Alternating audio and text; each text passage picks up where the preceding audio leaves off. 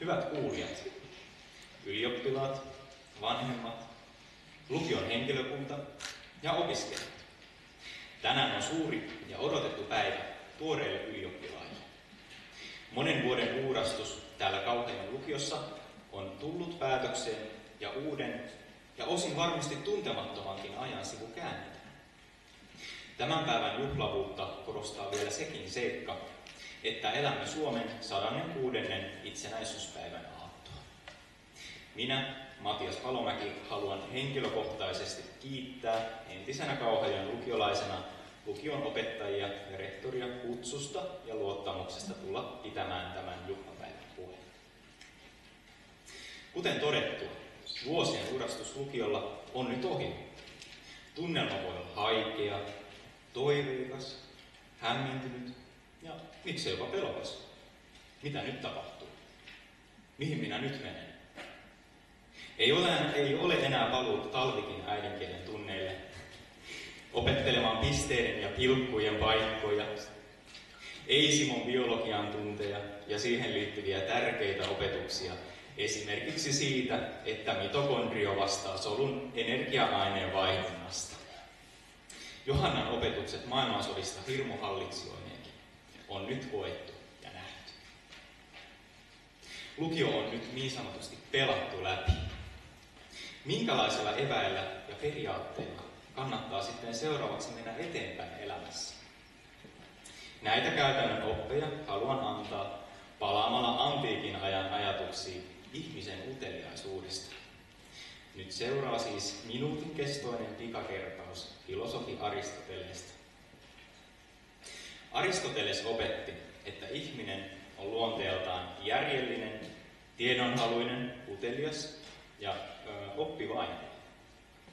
Hänen mukaansa nämä edellä mainitut ominaisuudet siis kuuluvat sisäänrakennettuina ihmisyyteen.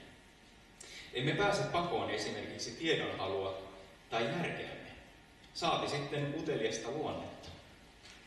Uteliaisuus on positiivista ja kutkuttavaa asennetta uutta ja tuntematonta kohtaan. Se kohdistuu meistä ulospäin.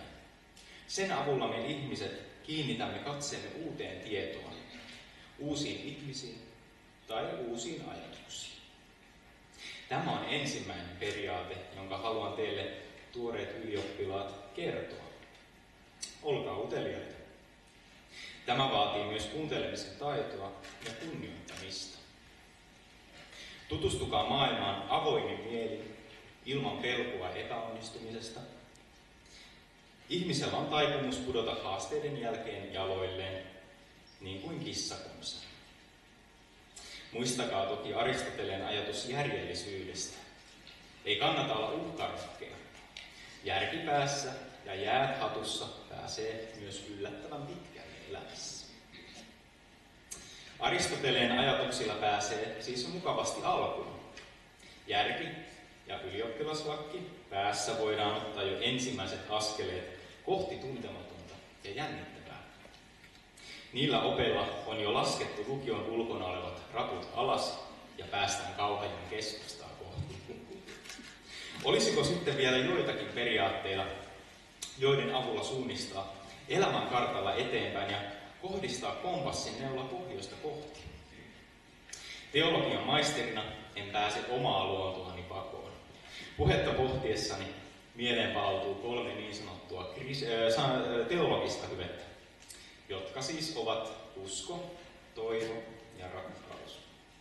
Vaikka näillä hyveillä onkin kristillinen historia, niin niitä voidaan mielestäni hyvin soveltaa jokaisen ihmisen elämään, yleisviisautena etsimään ratkaisuja elämän hahmottamiseen. No, miten sana usko voisi soveltaa uuden elämänsä kääntämisessä? Meidän jokaisen ihmisen elämä perustuu tavallaan uskoon, eli luottamuksen siitä, että tulevat päivät kantavat meitä eteenpäin. Jos emme usko, eli luota elämään, voi siitä seurata esimerkiksi työuupumusta tai ahdistuneisuutta. Tarvitsemme uskoa niin suhteessa itseemme, muihin ihmisiin ja myös abstraktilla tasolla elämään itseensä. Hyvät ylioppilaat, uskokaa, eli luottakaa siihen, että teidän siipenne kyllä kantavat tästäkin eteenpäin. Luottamus on side, jolla ylläpidetään yhteyttä muihin. Vaalikaa luottamusta ihmissuhteissa, luottakaa itseenne ja elämään. No, luottamuksesta päästään seuraavaksi toivoon. No, mitä sillä tarkoittaa? Toivo linkittyy aika vahvasti edellä mainittuun uskoon. Jos luottamus itseen, muihin ja elämään on olemassa, luo se toivoa ja toiveikkuutta. Toivo on optimistisuuden kaipu. Ylläpidetty luottamus luo kaikumaisesti toivoa paremmasta, niinäkin hetkinä, kun kaikki ei näytä menevän suunnitelmien mukaan. Toivon avulla tulevat vaikeudet voidaan voittaa.